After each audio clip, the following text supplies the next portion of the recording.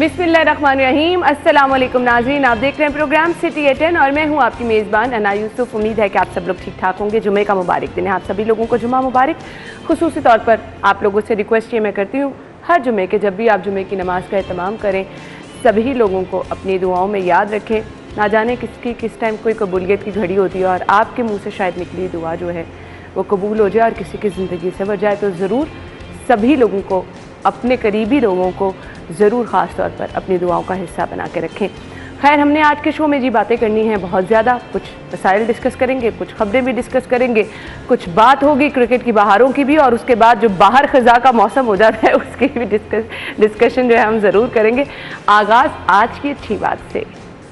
मदहू व नसल्ली अला रसूलिहिल करीम, अम्मा बाद। मेरे दोस्तों, बुज़ुर्गों, भाइयों, मेरी बहनों, आज का मेरा पैगाम ये है कि हमें मिसवाक करनी चाहिए। मिसवाक करनी चाहिए।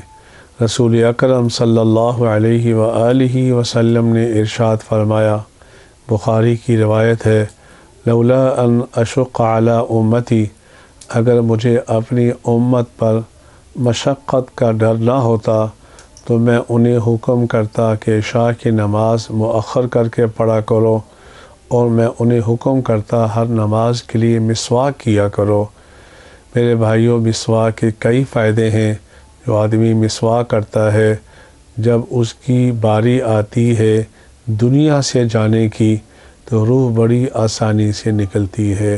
अल्लाह मुझे भी आपको भी इस सुन्नत पे अमल करने की तौफ़ीक़ अता फ़रमाए।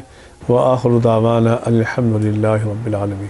आमीन सुम आमीन। ये थी आज की अच्छी बात, और जुमे के दिन मेरे ख्याल से इससे अच्छा पैगाम आपके लिए कोई हो ही नहीं सकता।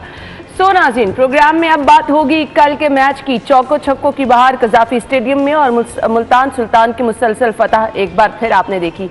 शानदार कारकर्दगी का मुजाहरा किया गया और सबसे ज़्यादा शान रसूद की जानिब से जो धुआंधार परफॉर्मेंस थी, हर कोई उसका जो है मुतरफ नज़र आ रहा है। तो जी, इन चौको छक्कों की बहारों में अब आज मुकाबला होने जा रहा है मुल्तान सुल्तान और लाहौर कलंदर का। लाहौर ये तो अच्छा खासा सपोर्ट कर रहे हैं, लेकिन क्या मुल्तान सुल्तान अपनी इस फतह को इसी तरह से आगे बढ़ा सकेगी या नहीं? कल के मैच के हवाले से भी कुछ बात करेंगे। स्टूडियो में हमारे साथ हमारे सीनियर रिपोर्टर्स मौजूद है, राव दिलशाद हुसैन और इरफान मलिक। अस्सलाम वालेकुम। क्या हाल चाल है आपका? अल्लाह का शुक्र, बिल्कुल ठीक। अच्छा जी, मैच से आगाज आज हमने करना है। राव साहब, कैसा रहा कल का मैच? देखिए, पहला मैच था PSL 7 का और बड़ा मार्का था। टॉस जीतकर पेशावर ने जो गलती की, और आमतौर पर ड्यू फैक्टर को ये समझा जाता है कि ड्यू फैक्टर बहुत ज़्यादा दूसरी बारी में, चूँकि बॉल ज़्यादा गीला होता है तो उसमें कैचिंग में भी प्रॉब्लम आती है, बॉल की ग्रिप में भी प्रॉब्लम आती है। तो इस फार्मूले को मरूज़ खातिर रखते हुए पेशावर ज़ल्मी ने बारी तो दे दी, लेकिन रन्स को कंटेन नहीं कर सके, क्योंकि अच्छा स्पोर्टिंग विकेट था जिस पे शान मसूद की बेहतरीन बैटिंग हमने देखी, और फिर रिजवान और टिम डेविड ने जिस तरह से इनिंग खेली और कैरी किया पूरी इनिंग को। लग ये रहा था कि बड़ी मुश्किल से 160 और 165 तक स्कोर रहेगा, लेकिन 183 रन्स बने और टारगेट भी ऊपर गया। बड़ा ज़बरदस्त जो पहली इनिंग थी, यकीनन लाहौरियों ने एंजॉय भी किया होगा और प्रॉपर। लाहौरी आज फिर लाहौर का मैच एंजॉय करेंगे नहीं? इरफान साहब आप कहिएगा, फिर मुझे टॉप स्टोरीज की तरफ जाना है। जी बिल्कुल, बहुत ज़बरदस्त मैच था, और इस मैच के अंदर मुल्तान सुल्तान का जो कॉन्फिडेंस था वो नज़र आया कि जिस तरह वो पहले 5 मैच जीते हुए थे, तो उनके अंदर तो कॉन्फिडेंस लेवल जो है वो इसमें पीक पे था। सपोर्ट कर रहे हैं मुल्तान सुल्तान को या लाहौर को? देखें, हम तो लाहौर कलंदर करेंगे। चलें जी, आज हमारी तमाम तर बेस्ट विशेज हैं लाहौर के साथ। तो आज के मैच की भी कुछ हमने आगे चल के बात करनी है। फिलहाल हम बढ़ते हैं जी, आज की टॉप स्टोरीज क्या हैं। पहली खबर, शहर में PSL का मेला, दीगर अजला से आई नफरी भी ट्रैफिक की रवानी को मुमकिन न बना सकी।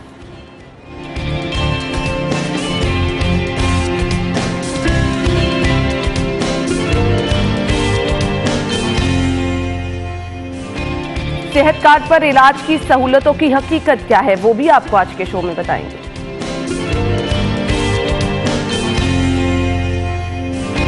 कराची की तरह लाहौर में भी शूटर्स दंदनाते फिरने लगे। इंसानी जान की कीमत 2 लाख से 5 लाख रुपए तक।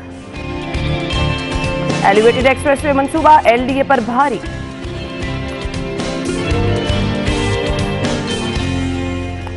जी, तो ये हैं टॉप स्टोरीज, इनको हमने डिटेल में डिस्कस करना है। स्टूडियो में हमारे साथ हमारे रिपोर्टर्स तो मौजूद हैं, लेकिन हमने एक ब्रेक लेनी है। ब्रेक के बाद आएंगे वापस, हमारे साथ ही।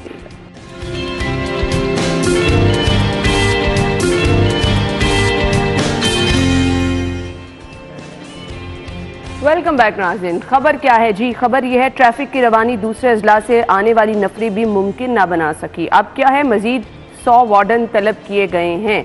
तो ये खबर है इरफान मलिक, फहद भट्टी और कलीम अख्तर, यानी कल हमारी ऑलमोस्ट टीम जो है, मैक्सिमम टीम जो ड्यूटी पर थी। इसके अलावा भी लोग अपने एक्सपीरियंस ही शेयर कर रहे थे कि शहर में ट्रैफिक की क्या सूरत है। इरफान साहब। बिल्कुल आना, देखें इसमें एक बहुत बड़ा मसला ये है जो हाई अप्स हैं जो हमारे, उनको इस पे ऊपर फिक्र करना चाहिए, गौर करना चाहिए। देखिए इसमें होता क्या है, जब स्टेडियम के लिए टीमें निकलती हैं तो दो उसके मुतबादल रूट रखे जाते हैं, एक रूट 1 और एक रूट 2। अब दोनों के ऊपर इस तरह होता है कि दोनों को आप जीरो कर देते हैं, दोनों की बोथ साइड्स जो है उसको क्लोज कर दिया जाता है आम ट्रैफिक के लिए। वो 10 से 15 मिनट के लिए अगर ब्लॉक की जाती है तो उसमें पीछे गाड़ियाँ देखिए, उसमें लाखों गाड़ियाँ लग जाती हैं।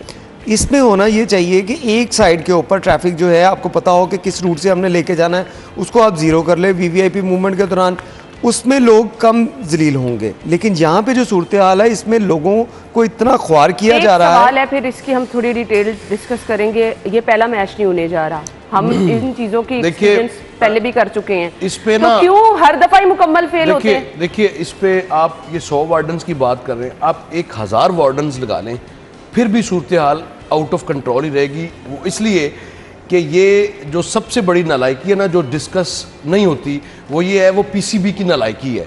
आपके पास नेशनल स्पोर्ट्स कॉम्प्लेक्स में स्पेस मौजूद है, वहाँ पर आप एक रेस्टोरेंट या एक 5 स्टार होटल, महज आपको 4 या 8 कनाल का, देखिए ये बहुत सालों से ये प्लान चल रहा और ये प्लान चल रहा है। और साबिक गवर्नमेंट में भी इसके ऊपर इरफान भाई 1 मिनट में जरा वाज़ेह कर दूं, ये 6 टीमें आपने ठहराई हैं होटल में। 6 टीमों का खर्चा अगर आप निकाल लेंगे तो इसी खर्चे से आप एक 5 स्टार होटल बना सकते हैं। 6 से 8 माह में ज्यादा टाइम नहीं लगता। इसमें होगा क्या, आप उसी एरिया को कॉर्डन ऑफ करें और उसी एरिया में वो मूवमेंट रहे। बेशक आपको ये इस पे कौन कान धरेगा, बड़े स्मार्ट हैं हमारे जो चेयरमैन पीसीबी हैं, इसमें पंजाब गवर्नमेंट को साथ बैठना चाहिए। अगर फेडरल गवर्नमेंट की भी जरूरत हो तो उसके साथ भी बैठा जा सकता है। इसमें ये भी इशू है ना, इसमें ये भी इशू है कि आप देखें कि ये राव साहब जैसे बात कर रहे हैं कि जितना खर्चा इसके ऊपर होगा तो वो उसके लिए इसके होटल बन सकता है, लेकिन आप देखें ये PSL 7 है, 7 मैच आपने ऐसे करवाए। इसके अलावा आपके पास गैर मुल्की मेहमान जो है वो दूसरी टीमें भी आई, उन टीमों के दौरान भी इतना ही खर्चा हुआ। ये खर्चा जो है इसको रोकना ना तो वो इदारे चाहते हैं, ना वो लोग चाहते हैं जिनको ये खर्चा मिलता है, जिसकी इनको एक्सपेंडिचर के मद के अंदर जितने पैसे मिलते हैं वो नहीं चाहते। कॉर्डन ऑफ करना है उस एरिया को, और आपको जरूरत नहीं है जीरो रूट की, बिल्कुल उसमें तो टीमें एयरपोर्ट से सिक्योरिटी एहलकार इरफान साहब आप ही की खबर है, आपके कितने लोग बीच में ऐड हो जाते हैं? यही बात कर रहे हैं कि 10,000 से ज्यादा लोग एलसीसी की ग्राउंड है, वही अभी भी तो वहीं पे आके टीम्स प्रैक्टिस कर रही है ना। फुटबॉल ग्राउंड है, उसको यूटिलाइज किया जा सकता है। आप कुछ करें तो सही। आपने इतना बड़ा वो एरिया है नेशनल स्पोर्ट्स कॉम्प्लेक्स और उसको उस पर कोई कान नहीं धर रहा। चेयरमैन पीसीबी को चाहिए कि इस पर लीड करें और ये मसला रिजॉल्व करवाएं। अदरवाइज अब देखिए, आप आगे PSL के बाद क्या टीमें आना बंद हो रही हैं, अब आगे ऑस्ट्रेलिया की टीम आ रही है, आपके पास आपकी सीरीज है 3 टेस्ट मैच। मुझे ये नहीं समझ लगती मैच जाके 7 बजे शुरू हो रहा है, ये 12-1 बजे से रास्ते बंद करने का जवाब क्या है? देखिए इसमें 4 टीमें ठहरी हुई हैं डेली जो है वो 4 मूवमेंट्स है आपकी VVIP। उन VVIP मूवमेंट्स को आपने गुजारने के लिए जो रोड्स ब्लॉक किए जाते हैं, इसकी वजह से ये सारा दिन लग जाता है। पहले एक टीम जो है वो प्रैक्टिस के लिए निकलती है, दूसरी टीम फिर मैच खेलने के लिए आ जाती है, फिर उन टीमों ने वापस भी जाना है।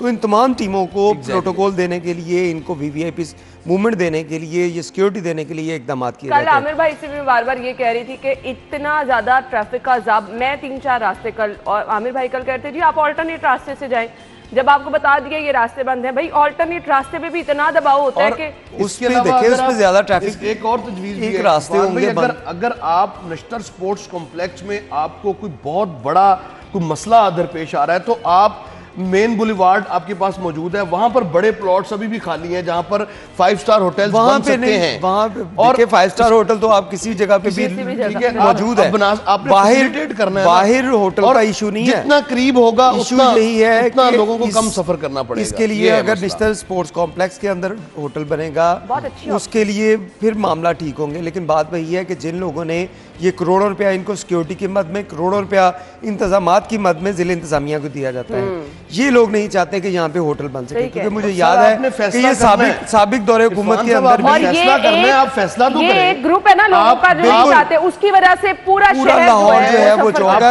हुकूमत की भी बदनामी है इसमें। मैं आपको यकीन से कहता हूँ कि आज आप डिमार्केशन करें एक जगह की कि इस जगह पे होटल बनाना है, 70 कंपनीज आपके पास आ जाएंगी जो कहेंगी हम बना देते हैं। इससे ज्यादा वो कहेंगी हम बना देते हैं। लाहौर में एक बहुत बड़े टाइकॉन है बिजनेस के, आप प्रॉपर्टी के बहुत बड़े टाइकून हैं और आपके पास उनकी जानिब से ये फैसला किया गया था कि मैं खुद होटल बना। ये सिक्योरिटी, इस तरह सिक्योरिटी के इश्यूज भी बढ़ते हैं। अगर टीम ने ट्रैवल करना है तो सिक्योरिटी के इश्यूज भी बढ़ते हैं, आपकी नफरी इतनी ज्यादा लगती है, अजियत के मुबतला होते हैं, मैचेस तो खत्म हो जाते हैं लेकिन जो पुलिस एहलकार हैं, वार्डन्स हैं, उन बेचारों की अजियत खत्म नहीं होती। मुझे अब इस खबर को वाइंड अप करने, आप 100 वार्डन ले लें, आप जितने मर्जी, अब जब तक मैचेस है ये हालात रहेंगे, ऐसा ही रहेगा।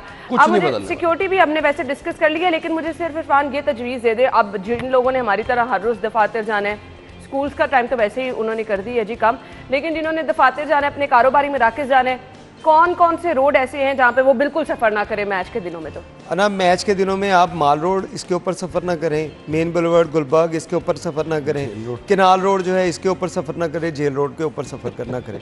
देखिए लाहौर की पांच मैं वही बताने लगा हूँ आपको, लाहौर की पांच मेन पांच मेन आर्टरीज हैं। यहाँ पे अगर ये मैच होगा, मेन का जो मिड है ये शहर का, तो यहाँ पे ये ऐसी सूरत हाल रहेगी मैच के दौरान। कोशिश ये करे कि ऑल्टरनेट आप रास्ता इख्तियार करें, लेकिन अब सवाल ये पैदा होता है कि चले मैं ऑल्टरनेट रास्ता इख्तियार करके चली जाऊंगी, जिन लोगों का घर ही जेल रोड पे है, घर छोड़े जिनके बिजनेस है वहाँ पे, हॉस्पिटल आपके तमाम वहाँ पे है। अभी तो ये एनवायरनमेंट का जो कमीशन बना था उसकी जानिब से कहा गया था कि आपने जो जहाँ पे हॉस्पिटल्स हैं, जहाँ पे तिब्बी इमदाद दी जा रही है, वहाँ पे लोगों को आपने स्मूथ फ्लो के साथ ट्रैफिक देनी है। लेकिन हो क्या रहा है कि वो तमाम एरियाज जो हैं उस मेन रोड के अंदर आ रहे हैं, उस मेन रूट के अंदर आ रहे हैं जहाँ से टीमों ने गुजरना है। इसी वजह से वहाँ पे लोग ख्वार हो रहे हैं। आप हॉस्पिटल का रेशो जाके देख लें अपना जना हॉस्पिटल का, उसमें लोगों की तादाद कम होगी। आप प्राइवेट हॉस्पिटल जाके देख लें, उसमें लोगों की तादाद कम होगी, लोग नहीं आ रहे वहाँ पे। ये नाअहली है पीसीबी की और किसी इदारे की नहीं है कि उसको लीड करना चाहिए। वो हर इशू पर तो प्राइम मिनिस्टर से डिस्कस करते हैं, लेकिन ये इशू जो सबसे इंपॉर्टेंट है इसको कौन डिस्कस करेगा? इसको जब तक नहीं रिजॉल्व करते तो ये हालात वो इस वजह से नहीं ना कर रहे कि फंड्स का इशू है। ऑस्ट्रेलिया ने टेस्ट मैच खेलना है लाहौर में, ऑस्ट्रेलिया ने टेस्ट मैच भी खेलना है और ओडीआई भी लाहौर में शेड्यूल्ड है। अब देखिए इस सारी सूरत हाल में क्या क्या मतलब क्रिकेट अंदर हो रही है और बाहर सड़कों पे अभी ये जो ट्रैफिक की फुटेज चल रही है, अंदाजा करें रात को भी यही हालात थे, कल दोपहर से हर वक्त आप ये 15 मिनट से लेकर 15 मिनट की बात कर रहे हैं, आप सिर्फ 5 मिनट ट्रैफिक रोक लें तो उसके बाद आप 5 घंटे ट्रैफिक की रवानी को बेहतर नहीं बना सकते। तो इन इश्यूज को एड्रेस करना ज्यादा जरूरी है। इंतजामात में लोगों की अजियत को भी अगर मलूज़े खातिर रख लिया जाए तो मेरा ख्याल में बेहतर कोई सोल्यूशन निकल सकता है। और मेरे ख्याल से फिर ये जो एंटरटेनमेंट आप लोगों को दे रहे हैं इसका भी कोई मकसद नहीं रह जाता। और इसके अलावा एक और स्पेस मौजूद है, अगर पीसीबी को नहीं पता तो वो यूटिलाइज की जा सकती है। मुबारक सेंटर बनना था कज़ाफी स्टेडियम बिल्कुल ऑपोजिट, उसकी सारी जो कंस्ट्रक्शन वर्किंग थी वो हुई थी। वो उस वक्त चूंकि परवेज लाई की गवर्नमेंट थी, ये सारा यूएई की इन्वेस्टमेंट आनी थी, मुबारक सेंटर सबसे हाई राइज बिल्डिंग्स बननी थी और आज तक उसके बाद शहबाज शरीफ की गवर्नमेंट और वो बोर्ड तोड़ दिया गया। वो देखें और आज तक वो नहीं बन सके। इनकी पार्किंग जो थी वो अंडरग्राउंड पार्किंग थी और ये कज़ाफी स्टेडियम के करीब नेशनल स्पोर्ट्स कॉम्प्लेक्स के बाहर किसी जगह पे भी होटल बनेगा तो वो ऐसे ही है जैसे आपका पीसी है, वो जैसा पीसी है या बाकी है। उसके बाद उसकी कहना तो फजूल चीजें हैं कि स्टेशन में अमल किसी ने नहीं करना, नेशनल पार्क की ऑप्शन मौजूद है उस पर नहीं किया जा रहा। खैर मैं तो अब परेशान ये हूँ कि जब तक मैचेस हो रहे हैं बहुत सारे लोगों ने इसी तरह से परेशान रहना है, क्योंकि हम लोग खुद मुतासिरीन में शामिल हैं। जब ऑफिस तक जाना पड़ता है या किसी काम के लिए आपको शाम में घर से बाहर निकलना पड़ता है, तो आप जिस तरह से ट्रैफिक अजियत भुगतते हैं, मेरे ख्याल से सभी लाहौरी आजकल इससे मुतासिर हो रहे हैं। ब्रेक लेंगे, कुछ बात करेंगे सेहत कार्ड की सहूलत, ये सहूलत है, जहमत है, क्या है, इस पर बात करते हैं। ब्रेक के बाद हमारे साथ रहिएगा।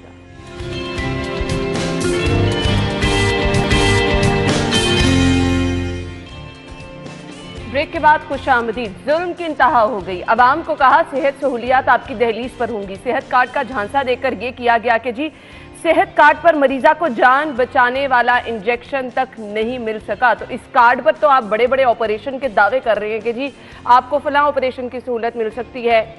प्राइवेट अस्पतालों के ख्वाब दिखा रहे हैं कि आप बड़े बड़े अस्पतालों में जाकर इलाज कर सकते हैं। हकीकत यह है कि एक जान बचाने वाला इंजेक्शन तक इस सेहत कार्ड पर नहीं मिल सका।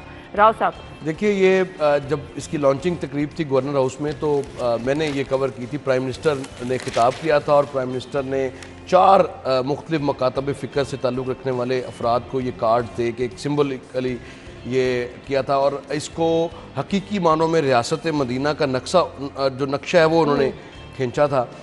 तो अब 400 अरब रुपए की ये इन्वेस्टमेंट कर रही है पंजाब गवर्नमेंट और कोई ऐसा टीवी अखबार नहीं है या इवन रेडियो अगर आप लगाएंगे कोई भी स्टेशन तो आपको हेल्थ कार्ड के स्टेडियम में भी इसके पोस्टर्स आपको नजर आएंगे। बाकायदा कमेंटेटर जब ये आता है स्क्रीन पर तो कमेंटेटर उस पर तबसरा करता पब्लिसिटी पे है कि जितना ये हेल्थ पैसा रिफॉर्म कर दिया उतना ये सेहत कार्ड हेल्थ रिफॉर्म का सबसे बड़ा प्रोजेक्ट है और इसको आप तो ना कह रहा हूं। देखिए, मैं वो कह रहा हूँ जो कमेंटेटर्स कहते हैं। अब इस चीज़ को अगर देखें तो लगता है कि वाकई और हकीकत क्या है। हकीकत इसके बिल्कुल बरअक्स है। अभी ये कई वाक़यात आएंगे आपके पास। ये एक अद्वयात मिलने ना मिलने का एक वाक़या नहीं है, ये तवातर से अब रिपोर्ट होंगे क्योंकि ये बिल्ली जो है वो चूँकि थैले से बाहर आ चुकी है और अब इसका अमलन क्या नतीजा निकलता है वो आपके सामने रोज़ाना ख़बरों की सूरत में आया करेगा। हेल्थ रिपोर्टर्स भी मौजूद हैं और शहरी भी हैं। सिर्फ ये हेल्थ कार्ड्स के हवाले से जो इन्वेस्टमेंट की गई है ये सरकारी अस्पतालों को एक मरतबा फिर जो है वो इग्नोर किया गया जहां पर बर्डन ज़्यादा है।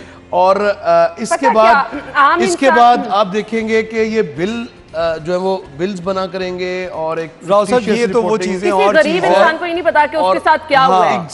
असल बात ये है कि आप देखें कि मैं समझता हूँ कि पीटीआई की तारीख का ये सबसे बड़ा स्कैम निकलेगा। मैं कहती हूँ ये बदतरीन स्कैम निकलेगा। इसके अंदर आप देखिएगा कि अभी आहिस्ता आहिस्ता होता क्या है, सिस्टम आपका जो हेल्थ सिस्टम है सारा ये कोलैप्स कर जाएगा। इस कार्ड के जरिए आप कह तो रहे हैं कि आपको इलाज देंगे, प्राइवेट हॉस्पिटल इसमें जो एडवांटेज लेंगे, इसमें जो वो लोग सीधा प्राइवेट हॉस्पिटल्स को नवाजा जा रहा है, उन्हीं को नवाजा जा रहा है और आपके सरकारी जो हॉस्पिटल जहाँ पे ज़रूरत है इन पैसों को लगाने की, जो 400 अरब रुपए की बात की जा रही है कि 400 अरब रुपए लगाया जाए, अगर वही इन हॉस्पिटल्स के ऊपर लगाकर आप इसको ऐसा state of the art hospitals बना के दें कि लोगों को किसी प्राइवेट हॉस्पिटल की तरफ जाना ना पड़े। यहाँ पे ये हो रहा है कि आपने ये हेल्थ कार्ड के चक्कर में जो उस माफिया को आपने प्रोटोकॉल देने के लिए और उनको फायदा पहुंचाने के लिए जो आप कर रहे हैं, ये देखिएगा आप तारीख का सबसे बड़ा स्कैम जो है वो ये हेल्थ कार्ड निकलेगा क्योंकि इसके अंदर तमाम जो माफिया हैं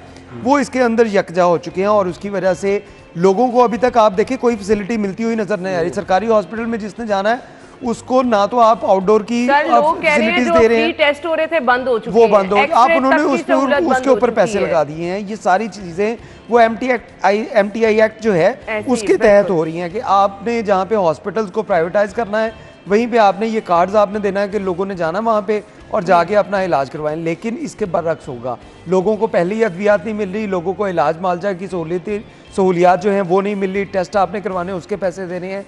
तो इसमें अब अगर ये हेल्थ कार्ड अगर आप लेके जाएंगे तो आप देखें कि जैसे कहा जा रहा है कि 10 लाख तक, पहले तो ये 10 लाख तक नहीं है, हर बंदे के लिए 10 लाख नहीं है। गवर्नमेंट यही कह रही है कि हर बंदे को 10 लाख रुपए का इलाज जो है वो सालाना उसका किया जाएगा, लेकिन ये 10 लाख नहीं है, किसी के लिए 2 लाख है, किसी के लिए 2.5 लाख, किसी के लिए 3 लाख, किसी के लिए 4 लाख, इस तरह उसकी कैटेगराइज उसको किया गया है। उसके साथ साथ आप देखें कि इसमें जो आउटडोर फैसिलिटीज़ जो है वो आपकी किसी भी जगह पे मौजूद ही नहीं है। लोगों को ज़्यादा इश्यूज़ क्या हैं कि हॉस्पिटल में और आउटडोर फैसिलिटीज़ के लिए जाना है, तिब्बी मुआयने के लिए कहाँ जाना है। इसके साथ साथ तो आपका देखिए पैरेलल सिस्टम आपका पहले चल रहा था कि आप इंश्योरेंस सिस्टम के ऊपर चल रहे थे।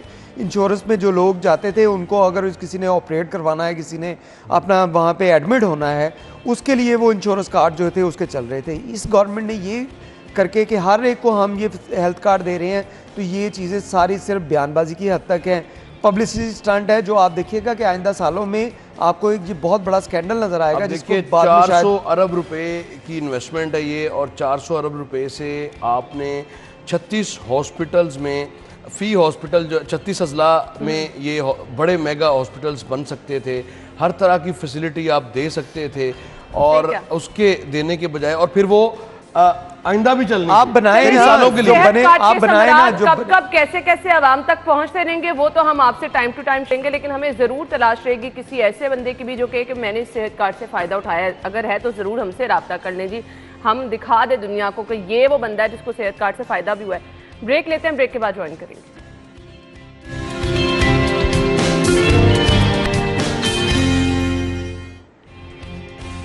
खुश आमदीद आपको कहेंगे और बराह रास्त लिए चलेंगे। लीगी रहनुमा अता तारड़ इस वक्त मीडिया से गुफ्तगू करेंगे। और बरतानिया के मजिस्ट्रेट का ऑर्डर आया और तहकीकात को मजीद आगे बढ़ाने से इनकार किया, तो ये बात तस्लीम की कि कोई करप्शन नहीं है, कोई मनी लॉन्ड्रिंग नहीं है, कोई इख्तियारात से तजावुज नहीं है, और डेली मेल की स्टोरी जिसके खिलाफ हम आज से 1.25 साल पहले बरतानिया की अदालत में गए थे, उसके अंदर भी डेविड रोज और डेली मेल की तरफ से आज तक कोई सबूत पेश नहीं किया जा सका। तारीख पे तारीख ली जाती है। तो ये एहतसाब का बयानिया अपनी मौत मर रहा है। और फवाद चौधरी इब्नुल वक्त, एक वो शख्स जो हर हुक्मरान की किचन कैबिनेट में शामिल होता है और चापलूसी के अलावा और मुखालफों को गालियां देने के अलावा उसका कोई दूसरा काम नहीं है। मैं आज उसको भी मुखातिब करके कहता हूं कि आपने कहा था कि 85 अरब रुपए के असासे या 85 अरब रुपए की करप्शन बरतानिया में हुई है, तो जरा हमें भी वो कागजात दिखाएं।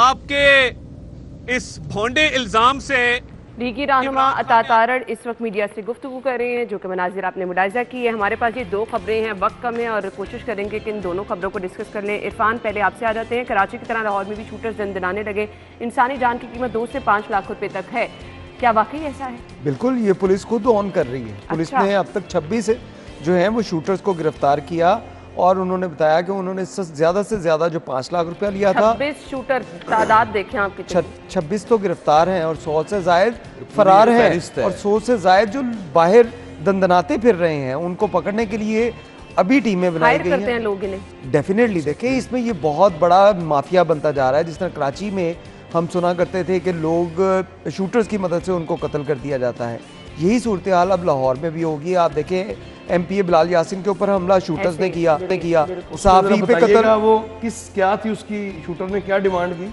उस शूटर ने तो सिर्फ आइस के ऊपर आइस के ऊपर आइस की शर्त पूरी करने अच्छा, पर दूसरा सहाफी को कत्ल किया गया, उसमें भी शूटर था। अभी कुछ दिन पहले एक ताजर को कत्ल किया गया, उसमें भी शूटर है। और इस तरह के कई केसेस जो हैं पुलिस को सामने आने के बाद अब पुलिस की आंखें खुली हैं और पुलिस को पता चला कि शूटर ने सर उठा लिया। और इसी हवाले से हमने कल SSP इन्वेस्टिगेशन इमरान किश्वर से बात की, तो उनका कहना था कि 80% जो PO है यानी कि इश्तिहारी हैं, उनका अभी तक पुलिस के पास कोई रिकॉर्ड नहीं है कि वो कहाँ पे हैं, किधर हैं, और उनकी गिरफ्तारी के लिए कोशिश की जा रही है। और 20% ऐसे हैं जो नए लोग एडवेंचर के लिए इस जुर्म की दुनिया में आए और जो लोगों को पैसों के लिए, आइस के लिए, या छोटी छोटी चीज़ें जो उनकी ख्वाहिशात है उनको पूरा करने के लिए किसी को भी बेदरेक जो है वो सद्देबाब कैसे होगा इनका? सद्देबाब जब आप जाएंगे फिर मेरे ख्याल बिल्कुल से। इसमें देखिए, ये शूटर के जरिए कत्ल करवाना, किसी के घर के ऊपर फायरिंग करवाना, ये वो लोग करवाते हैं जिस सिस्टम को जानते हैं। वो सिस्टम के चेहरे के ऊपर एक थप्पड़ मारते हैं ये इस तरह की एक्टिविटी करवा कर, क्योंकि उन्हें पता है कि सिस्टम से हमने बाहर निकल जाना है। और उसकी वाज़िया मिसाल हमारे पास कई ऐसी हैं जिसमें लोग जो है वो 109 में रख लिए जाते हैं, और FIR होती है वो 109 पर होती है। और रेफरेंस ये दिया जाता है कि भुट्टो को भी जब फांसी हुई थी तो 109 अमल दरामद हुआ था, और भुट्टो के बाद आज तक 109 पर अमल दरामद नहीं हुआ। हाई कोर्ट में उसकी बेल हो जाती है। अगर तो कानून के अंदर जो सुकम है इसको दूर किया जाए, कानून साजी की जाए, और जो शूटर पकड़े जाए उनको कैफरे किरदार तक पहुंचाया जाए, आप रोक तो उसके बाद ही रोक मिसाल बनाया जाए ताकि लोग इससे जो है बाज आ जाए। हमारे पास सिर्फ और सिर्फ 1 मिनट है। ये एलिवेटेड एक्सप्रेसवे कहते हैं जी बड़ा शानदार मंसूबा है, लेकिन अब इसके मसाइल सामने आ गए हैं। एलडीए पर क्यों भारी है राव साहब, जल्दी से बता देखिए, दीजिएगा। एलडीए को पहले कहा गया था 5 अरब का जो शेयर है वो एलडीए इसमें देगा इक्विटी के तौर पर, 10 अरब पंजाब गवर्नमेंट देगी। पंजाब गवर्नमेंट ने खुद तो 10 अरब नहीं दिया, लेकिन एलडीए को बाउंड कर दिया है कि एलडीए अब अपनी प्रॉपर्टीज को बेचकर 10 अरब रुपया इसमें इंजेक्ट करे, क्योंकि इस प्रोजेक्ट को शुरू करने के लिए इस वक्त 25 अरब की जरूरत है। और ये उस नहली का, मैं इसलिए कहता हूं कि करप्शन से जो नहली है ज्यादा खौफनाक है। करप्शन से तो फिर भी चीजें बात बनती हुई नजर आती हैं, चलती हुई नजर आती हैं, लेकिन नहली जो है वो नहली बहुत नुकसान करती है। 25 अरब से इस प्रोजेक्ट ने बनना था 2018 में अगर बनाते, और आज इस प्रोजेक्ट ने 61 अरब रुपए का बनना है, जिसके लिए फौरी तौर पर अब 25 अरब रुपए चाहिए, जिसका अब पंजाब गवर्नमेंट ये दबाव डाल रही है एलडीए पे कि फौरी तौर पर 10 अरब आप जो है वो इसमें इंजेक्ट करें, और 10 अरब जो है वो पंजाब गवर्नमेंट देगी। वो कब देगी, कब होगा शुरू, इस हवाले से क्वेश्चन मार्क है। 16 मार्च की डेट अलबत्ता दी हुई है। इरफान, आपके वक्त का भी बहुत शुक्रिया। नाज़रीन, ब्रेक लेंगे, आप हेडलाइंस जानिए, फिर वापस आते हैं।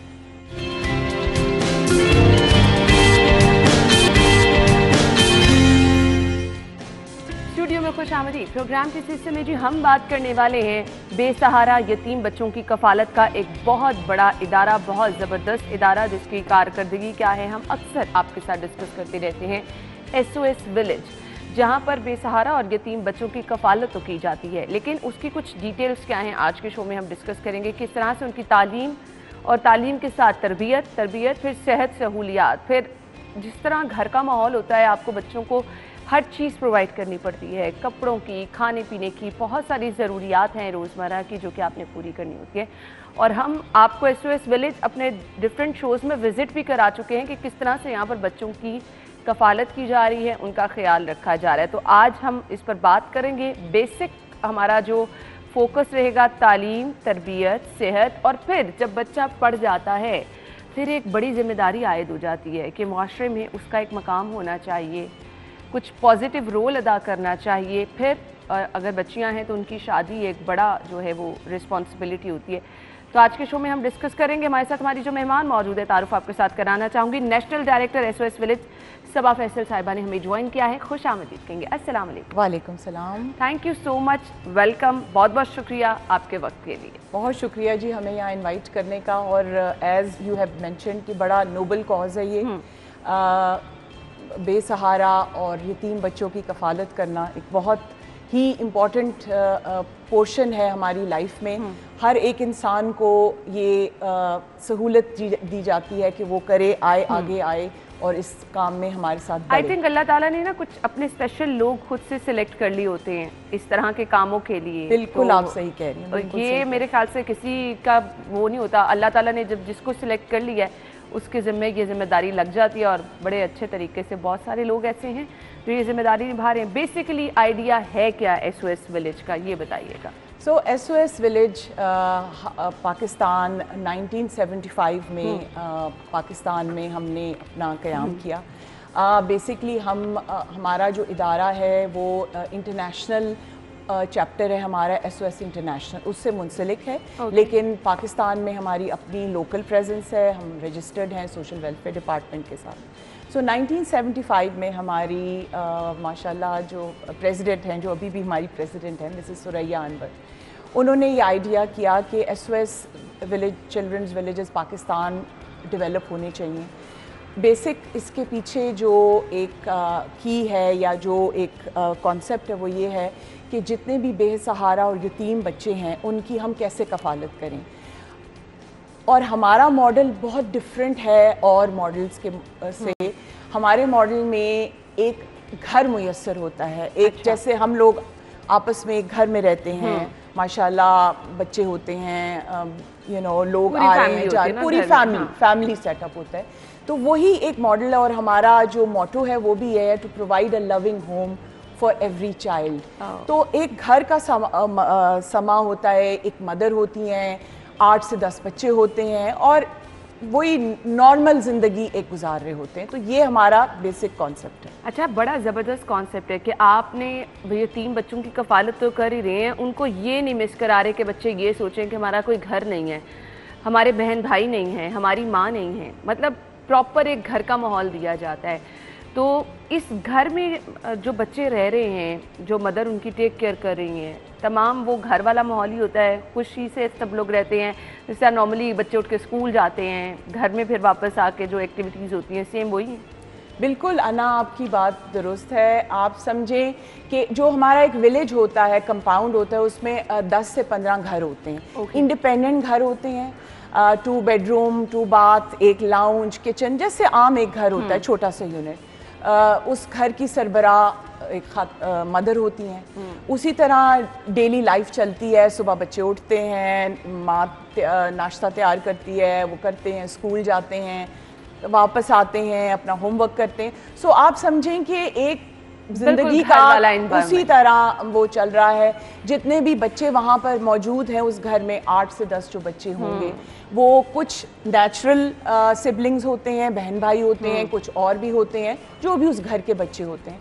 सो उसी तरह नोक झोंक भी हो रही है बच्चों में, उसी तरह आपस में एक दूसरे की हेल्प भी कर रहे हैं। जो बड़ी बच्चियां होती हैं उस घर की, वो बच्चों को हेल्प करती हैं, उनके पढ़ाई में एग्जैक्टली माँ की मदद करती हैं। सो ये सारा एक बहुत ही I would say realistic picture है, और बिल्कुल एक घर में जिस तरह आई मस्ट से कि बहुत ज़बरदस्त आइडिया है। अच्छा सबा साहिबा, मुझे ये बताइएगा, बड़ी रिस्पॉन्सिबिलिटी है ये, आप जिस तरह बता रही हैं, एक विलेज में इतने सारे घर हैं, एक एक घर में इतने इतने बच्चे हैं, आपको एक बड़ा सिस्टम लेके आना है इस तरह से पूरा इसको चलाने के लिए। ऑब्वियसली बच्चों की पढ़ाई के अखराजात, उनके कपड़े, खाना पीना, कैसे मैनेज होता है ये? सो अना, ये हमारा एक जो बड़ा अच्छा सिस्टम है वो ये है कि हम हर बच्चे का एक डेजिग्नेटेड असाइंड एक स्पॉन्सर होता है। अच्छा। सो उस बच्चे की कफ़ालत के लिए हमने एक 1-to-1 स्पॉन्सर हम ढूंढते हैं। जैसे लेट्स से एक बच्ची है जो नई विलेज में आई है, और उसको हमने किस तरह आगे लेके चलना है, उसके अखराजात कैसे पूरे होने, तो हमारा स्पॉन्सरशिप डिपार्टमेंट जो नेशनल ऑफिस में होता है वो फिर ढूंढते हैं स्पॉन्सर्स। ठीक है। तो एक बच्चे के लिए एक असाइंड स्पॉन्सर होता है, और हमारे वेबसाइट के ऊपर हमारी सारी इंफॉर्मेशन है, कितनी स्पॉन्सरशिप होती है और किस तरह बच्चे हमारे पास आते हैं, किस तरह लोग हमारी हेल्प कर सकते हैं। इस वक्त हमारे पास तकरीबन 130 से ऊपर बच्चे हैं जो अनस्पॉन्सर्ड हैं। ठीक है। सो मेरी आज आपके इस प्रोग्राम में यही हम अपने प्लेटफॉर्म से ज़रूर रिक्वेस्ट करेंगे उन लोगों से जो कि इस कार्य खैर में, इस अच्छे काम में हिस्सा लेना चाहते हैं, जैसा कि सबा साहिबा कह रही हैं कि उनको ज़रूरत है स्पॉन्सर्स की, तो बहुत बड़ा ये मेरा ख्याल से नेकी का काम है। आपकी दुनिया और आखिरत दोनों ही सवर जाती हैं, तो आप राब्ता कर सकते हैं। बिल्कुल। अच्छा, राब्ते का तरीका क्या है, आप ये भी बता दें। सॉरी, राब्ता किस तरह से लोग कर सकते हैं? देखिए, हमारी 17 सिटीज़ में हमारी प्रेजेंस है, मतलब 17 सिटीज़ में हमारे SOS विलेजेस काम कर रहे हैं। ठीक है। और मुल्क के हर सूबे में काम कर रहे हैं। सो जहाँ पर भी आप रह रहे हैं, हमारे जो मुअज़्ज़ज़ हमारे ऑडियंस है, जहाँ जहाँ वो रह रहे हैं और वो हमारे साथ कांटेक्ट करना चाहते हैं, अगर आप डायरेक्टली लाहौर में रहते हैं तो SOS लाहौर विलेज है, उसके साथ हमारा नेशनल ऑफिस है, आप वहाँ आइए, हमसे रब्ता कीजिए, हम आपको सारी गाइडेंस देंगे। उसके अलावा हमारा वेबसाइट है, उस पर आप जाके आपको सारी इंफॉर्मेशन मिल जाएगी, और हमारे दरवाजे हर एक के लिए खुले हैं। जब कोई आना चाहता है हम कहते हैं आप आइए और देखिए। चलिए जी, उनको वेलकम कहते हैं। अब आ जाते हैं कि स्टूडेंट्स के लिए जो वहाँ पर बच्चे हैं, कैसे एजुकेशन के तमाम तर इंतजामात किए जाते हैं, और क्या वाकई ही बच्चे बड़ी अच्छी कारकर्दगी भी दिखाते हैं? सो अना, हमारे जो बेसिक कॉन्सेप्ट है कि जब हम विलेज कोई नया बनाते हैं उसके साथ हम एक स्कूल भी बनाते हैं, कंस्ट्रक्ट करते हैं, और उसका मकसद दो तरह का होता है। एक तो ऑब्वियसली हम अपने बच्चों को उस स्कूल में एनरोल करते हैं, और बहुत सब्सिडाइज्ड और नॉमिनल फ़ी होती है उसके लिए।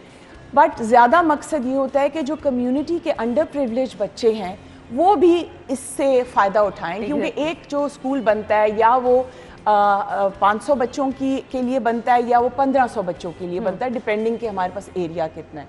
सो हमारे तो हैंडफुल बच्चे होते हैं 150-200 के करीब, लेकिन ज़्यादा हम चाहते हैं कम्युनिटी के बच्चे आएँ और उससे क्वालिटी एजुकेशन लें। सो ये दो तरह से हमें हेल्प करता है। एक, हमारे बच्चे अपने भी पढ़ते हैं, आउटसाइड कम्युनिटी को भी हम हेल्प आउट करते हैं, और आपस में ये बच्चे एक दूसरे से राब्ते में रहते हैं और उनकी वो बॉन्डिंग होती है बाहर सोसाइटी के साथ। सही। सो ये बहुत इंपॉर्टेंट चीज़ है जो हम समझते हैं इनकी पर्सनैलिटी डेवलपमेंट के लिए। सही। अच्छा जी, एजुकेशन कहाँ से कहाँ तक है जी, और उसके बाद एक स्पेसिफिक एज के बाद किस तरह से आगे फिर मैनेज करते हैं? सो हमारे जो स्कूल्स हैं वो ऑब्वियसली प्ले ग्रुप से लेके मैट्रिक तक होते हैं, मैट्रिक सिस्टम है, हमारे अपने बच्चे यहाँ पर पढ़ रहे होते हैं। उसके बाद जो बच्चा एडमिशन क्राइटेरिया पे उतरता है वो बच्चे आगे जाके कॉलेजेस यूनिवर्सिटीज़ में दाखिले लेते हैं। अल्हम्दुलिल्लाह हमारी बहुत अच्छी सक्सेस स्टोरीज़ हैं और हमारे बच्चे और बच्चियाँ दोनों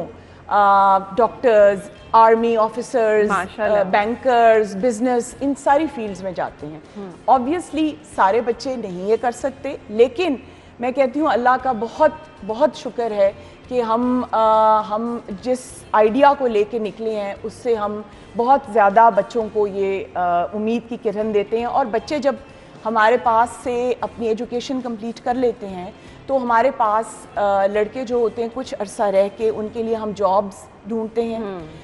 उसके बाद वो जॉब्स में 5 से 6 महीने स्टेबल हो जाते हैं, वो फिर ट्रांजिशन आउट कर जाते हैं ऑन देयर ओन। अच्छा, बहुत डिपेंड करता है कि आपको जो लोग पढ़ा रहे हैं वो किस तरह के हैं, क्योंकि मैं बार बार बच्चों की तरबियत का भी जिक्र कर रही हूँ, तो टीचर्स किस तरह से हायर की जाती हैं? वो भी क्या उसी विलेज में से ही सिलेक्ट की जाती है? सो स्कूल और विलेजेस के स्टाफ फ़र्क है ऑब्वियसली। स्कूल का स्टाफ तो इंडिपेंडेंट है, उनकी जो स्कूल कमेटी और स्कूल मैनेजमेंट है वो स्टाफ हायर करती है, और जो जिस तरह की प्रिंसिपल्स और पॉलिसीज़ है उसके मुताबिक होता है। जो विलेज का स्टाफ है जिसमें ज़्यादा देर बच्चे रहते हैं दिन रात, वो हम बहुत एक हमारी पॉलिसीज़ होती हैं उसके मुताबिक हम हायर करते हैं।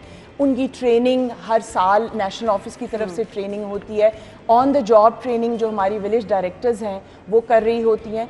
तो हम कोशिश करते हैं कि कोई गैप ना रहे उनकी ट्रेनिंग में, कि हम बच्चे और बच्चियों को सबसे अच्छी जो क्वालिटी एजुकेशन, तरबियत, उनको एक अच्छा इंसान बनाना, उनको एक रिस्पॉन्सिबल सिटीज़न बनाना हमारा काम। बहुत ज़बरदस्त तरीके से आप ये सारा सिस्टम लेके चल रहे हैं। आई मस्ट से कि जो चीज़ आपने बताई है मैं तो बहुत हैरान भी हुई हूँ।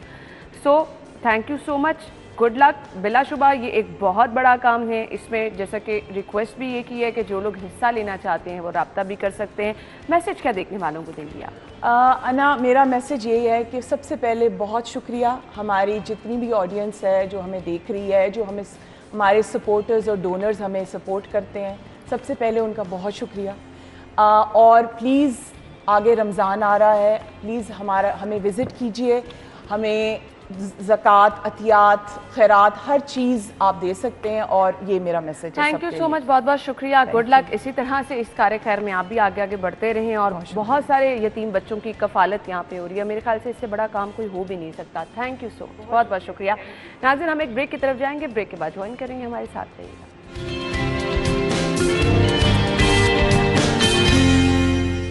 Welcome back. प्रोग्राम के इस हिस्से में आपको हम बताते हैं कि ये टिप्स देते हैं आप फिट कैसे रह सकते हैं। तो फिट रहने के लिए घर में एक्सरसाइज किस तरह से आप कर सकते हैं, हमें रहमान ने ज्वाइन किया है। आज हमें वो कौन सी टिप दे रहे हैं, रहमान की तरफ जाएंगे। जी, ओवर टू यू।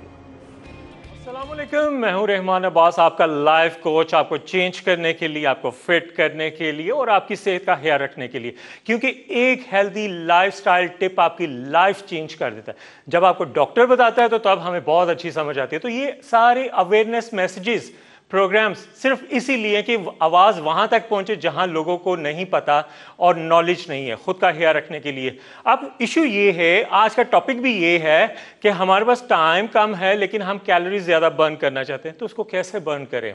हमारी बहुत बिजी लाइफ है, हमारा खाना पीना चल रहा है, तो कार्डियो वर्कआउट और मैक्सिमम कैलोरीज हम कैसे बर्न करें, एक सर्किट में बताऊंगा, उसको आपने करना है कि रिदम के साथ।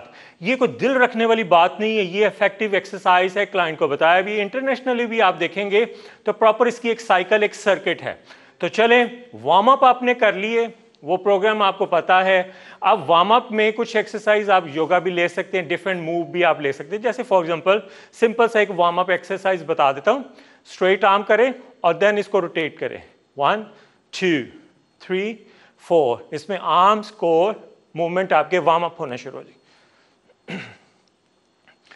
ये आपने 20 to 30 सेकेंड 3 सेट्स आपने करने, मीन्स 1 मिनट प्लस हो जाएगा। और अब हमें डंबल्स की ज़रूरत है इसमें।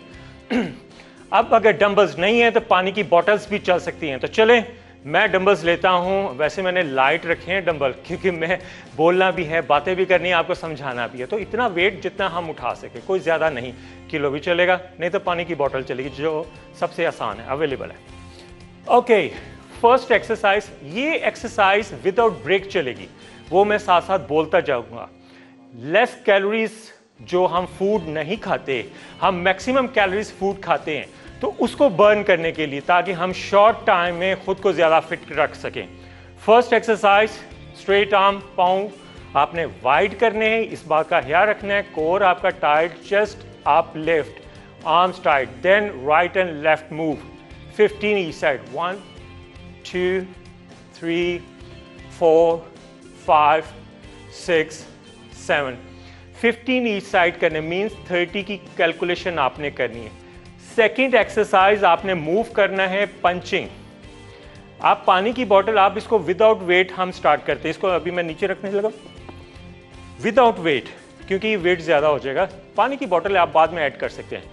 Okay, foot position wide, light से नी घुटनों को बेंड कर लेना है, कोर आपका टाइट हो, देन पंच आप बना लें थोड़े से इस तरह वी शेप में, then right and left move 1 2 3, ये अभी सिर्फ बताने के लिए मैं स्लो हूँ, अभी मैं स्पीड अप करूँगा, 4 5। अब इसको स्पीड अप कैसे करना है, 20 ईच साइड पंच होंगे, 1 2 3 4 5, 20 ईच साइड। स्लो मोशन में फिर आपको बताने के लिए, घुटने लाइट से बेंड करने, hip position, chest up, core tight, then 1 2 3 4 5। Sweating आनी स्टार्ट, अभी सिर्फ मैं आपको बता रहा हूं। तो मीन्स अगर आप इसको रिदम के साथ करेंगे तो फिर आप कितने वार्म अप और बूस्ट अप होंगे। 1 2 3 4 5 6 7 8 9 10, 20 each side, 2 exercises without break। Third exercise की तरफ हम चलेंगे। फिर मैं डंबल लेता हूं। ओके, 1 kg भी चलेगा, मैक्सिमम 2 kg, नहीं तो पानी की बॉटल्स।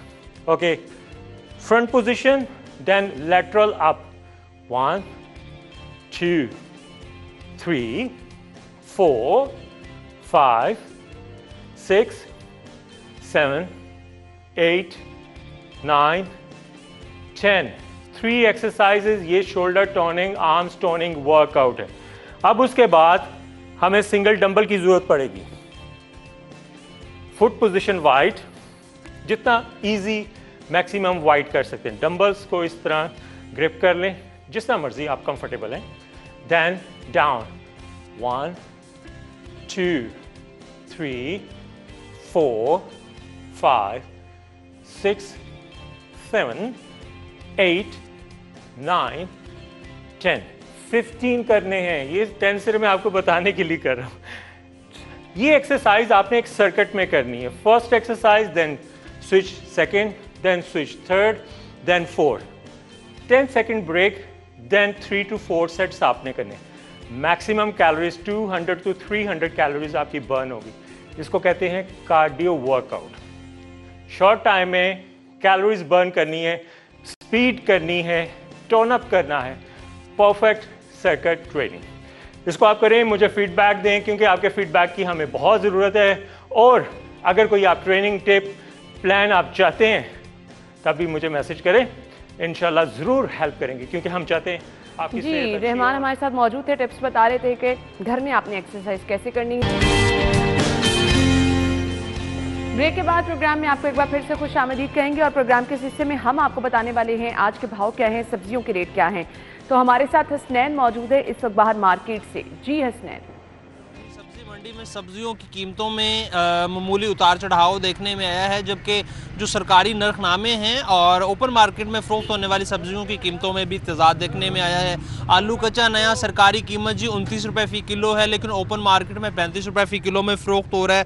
प्याज की जो सरकारी कीमत है वो 26 रुपये है, लेकिन ओपन मार्केट में 30 से 35 रुपये फ़ी किलो में फ़रोख्त हो रहा है जी। टमाटर दर्जा अव्वल जो है उसकी कीमतें मुस्तहकम हैं और वो 110 रुपये किलो सरकारी कीमत है, लेकिन ओपन मार्केट में 120 और 130 रुपये फ़ी किलो में फ़रोख्त हो रहा है। इसी तरह लहसुन चाइना की जी सरकारी कीमत जो है वो 360 रुपये है, लेकिन ओपन मार्केट में वो 380 रुपये फ़ी किलो में फ़रोख्त हो रहा है।